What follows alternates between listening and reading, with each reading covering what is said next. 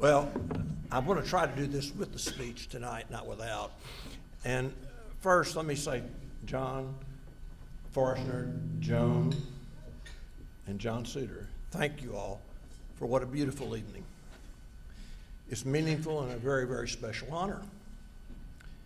It's really quite overwhelming.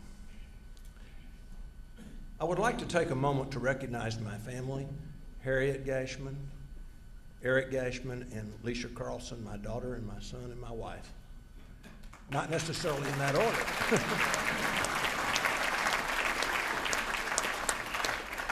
And I also want to thank many, many friends who are here tonight to honor us. I know what it means to come here tonight. I've done it for so many years. But really and truly, thank you, because the programs are worthwhile, and I know that each of you share in these beliefs. Also, those family and friends who cannot be here, who have been such great well-wishers and supporters. It means a lot to me. I know Marvin probably has the same thing, and Marcia too. Inclusion to the list of MCA honorees is almost impossible to imagine. My years of involvement and continued support of MCA and National Conference of Christians and Jews, then to be called the National Conference of Community and Justice, is close to 5 decades. We're not counting the years, folks. While in my early 20s, my grandfather, Jake Pop Gachman, called me to his office and explained that every year the National Conference of Christians and Jews organized a dinner for a community leader who was to work to better relationships for religious understanding and respect of others' rights and beliefs. He wanted me to attend and get involved.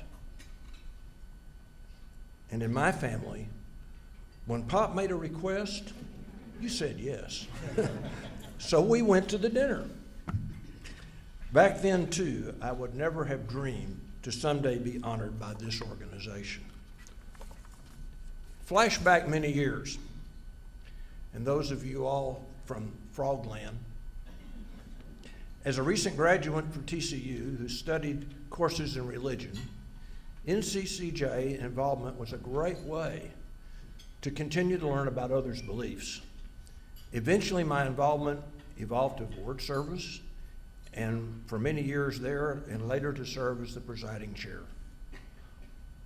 One day, I received a call from the former NCCJ director, Emily Trantham, to help create a Jewish-Christian dialogue group that would study anti-Semitism, religious differences, and interfaith education. She wanted me to co-facilitate. Once again, I said yes. And this is how it worked. Churches and synagogues nominated people to participate. They were given literature to study and asked to attend 6 sessions, 1 each week. The participants brought knowledge and resources, not professional, but just their own feelings about their religious background. And like many MCA programs, the interfaith dialogue back then and still today is a process. You may not understand the full impact while you're in, but at the end, wow. After the final session, my co-facilitator and I realized the tremendous impact that this unique program has provided.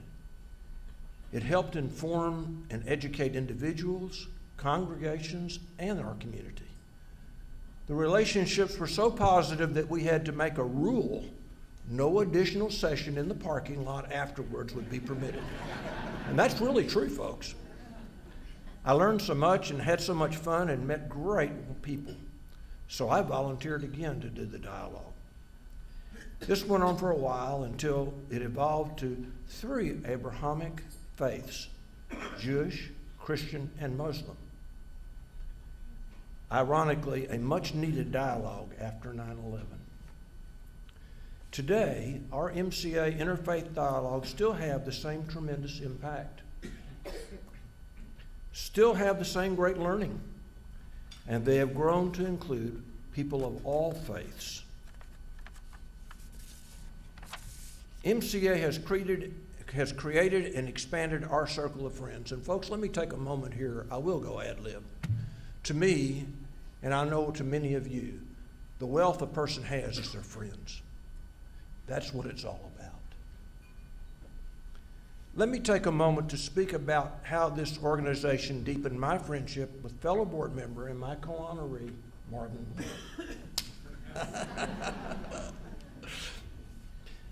In early 2000s, we were attending a national NCCJ meeting in Cincinnati, Ohio, as regional directors. Now, Marvin and I and our families have been friends for many, many years, yet until that meeting in Ohio, we never had the opportunity to verbalize to each other our resolve, our commitment, and our love of this mission that this organization promotes. While on the trip, our realization was that NCCGA had serious financial disability. We shared stories and experiences, and deeper friendship was formed as we discussed the future of NCCJ.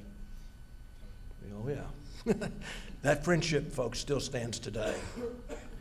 Shortly after the Cincinnati meeting, it was announced that the national NCCJ would disband.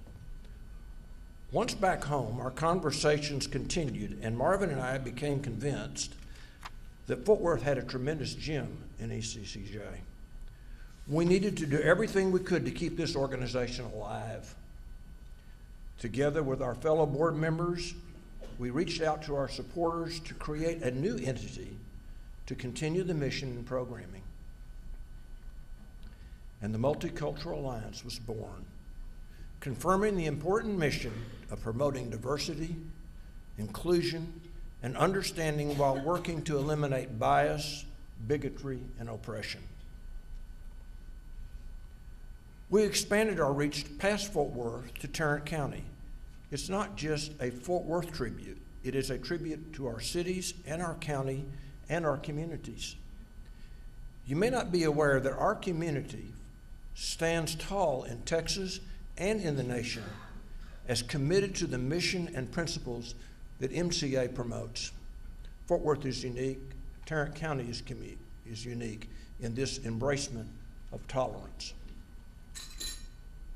If it's Camp Unity, the Seminarians Interfaith Retreat, MCA Table Talk that Glenda talked about, how beautiful, thank you. People's Art Collaborative, Aisha, I am so proud of you for hanging in there with Adina. I know how tough that is.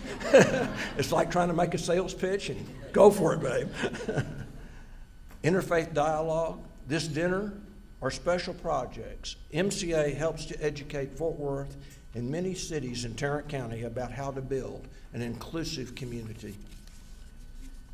And like Marvin and me, MCA helps people have difficult conversations and deepen relationships and connections.